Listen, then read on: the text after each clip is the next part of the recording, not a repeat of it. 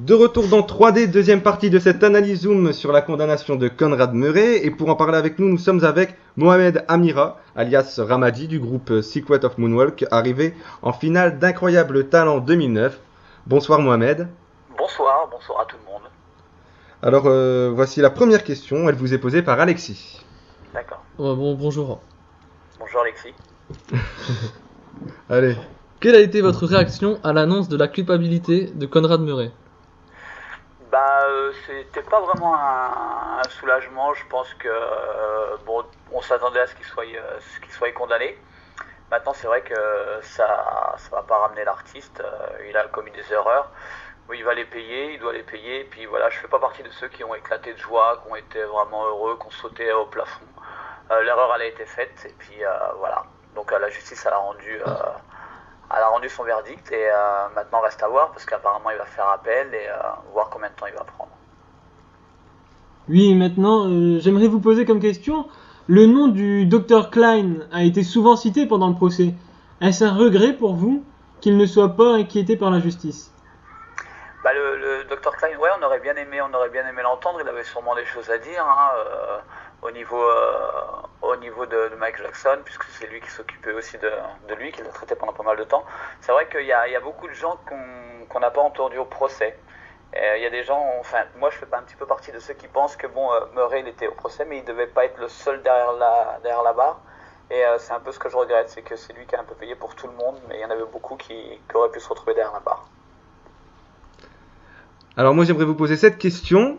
Conrad Murray a tourné un documentaire qui a été diffusé dans plusieurs pays.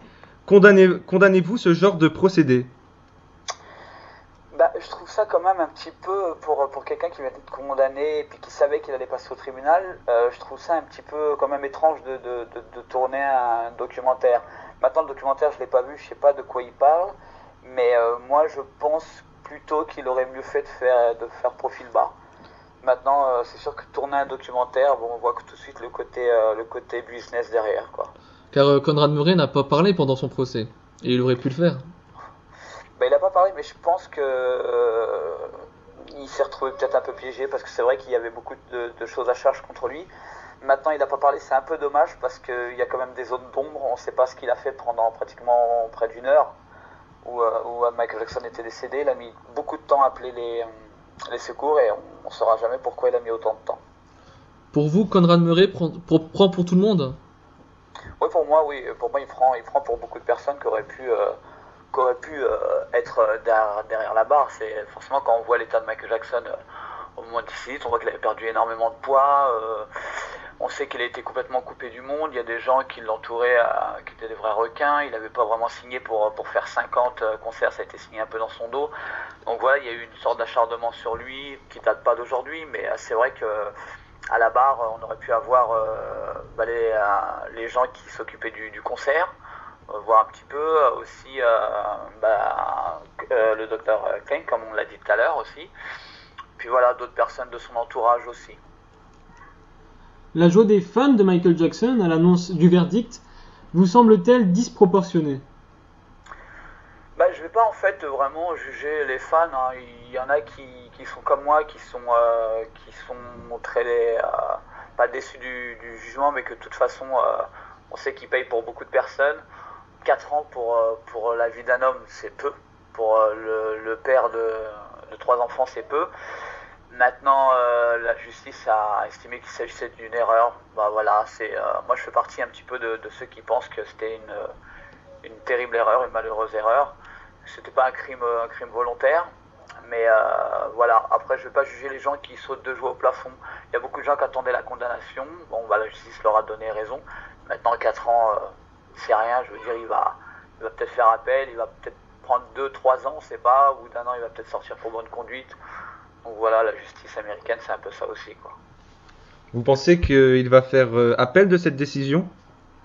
Apparemment, il va faire appel. En tout cas, c'est ce que ses avocats ont dit. Ils attendent de voir au 29 novembre, de voir un petit peu la peine qu'il va avoir. Donc on ne sait pas combien il va prendre. C'est 4 ans au maximum. Donc lui, il a été jugé coupable. Maintenant, on ne sait pas. Peut-être que la justice lui mettra moins de 4 ans, peut-être 3 ans, 2 ans. Mais voilà, après, avec les bonnes conduites, je pense qu'il va faire beaucoup moins que sa peine. Et vous trouvez ça injuste ou pas?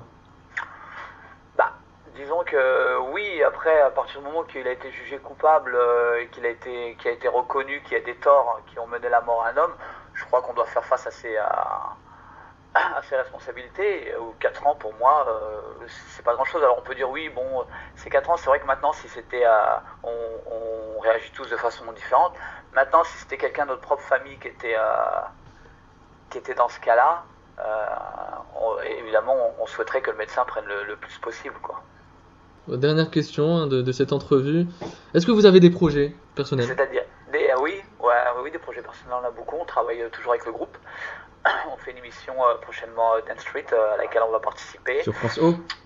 Sur France O, voilà. Donc voilà, on a préparé un petit truc. On vient de tourner un vidéoclip avec Freeman, de l'ancien groupe IAM. Voilà, on est sur beaucoup de projets. On est en train de préparer. On l'avait déjà fait il y a un moment, on l'a fermé parce que ça avait bien marché. On a réalisé un site pour apprendre à danser le style de Michael Jackson, donc secretofmoonwalk.com. Et voilà, devant le succès du site, en fait, on a tout fermé parce qu'on voulait refaire des vidéos en HD, enfin un truc vraiment présentable. Et donc on retravaille tout ça et on va être, je pense, le seul site vraiment dédié à la danse Michael Jackson pour en faire des cours, évidemment gratuitement, c'est-à-dire que n'importe quel fan pourra se mettre devant son écran et avoir des cours pédagogiques, des cours interactifs aussi, parce qu'ils pourront décider un peu du choix des mouvements et tout ça. Donc c'est un gros projet qui me tient à cœur, c'est plusieurs années que je travaille dessus. Et là, normalement, pour la fin de l'année, le site devrait ouvrir. Et vous envisagez pas d'aller sur scène prochainement? Alors on vient de sortir de scène, justement, on a réalisé un spectacle qui reprenait 3 grandes scènes de Michael Jackson. Donc maintenant, on est en train d'en faire un DVD qui va être bientôt dispo. Après, le spectacle, on va essayer de le faire tourner. Mais c'est vrai que c'est quand même une grosse machinerie. Il y a pas mal de décors, de personnes sur scène, puisqu'on était près de 40 danseurs. Donc c'est quelque chose de très gros. Donc on est en train de voir si on va pouvoir faire tourner ce spectacle-là. Et en parallèle, on prépare un nouveau truc. Merci On prépare un beaucoup. nouveau spectacle. Merci beaucoup, Mohamed, de nous avoir accordé cette interview et nous vous souhaitons, quant à nous, une bonne continuation avec votre groupe. Eh ben écoutez, merci à vous et puis comme tout le monde, je vais me rendre sur votre site et je conseille à tout le monde d'y aller. C'est vraiment super ce que vous faites. Merci. Merci beaucoup. Voilà. Merci et bonne continuation à vous. À bientôt. À bientôt.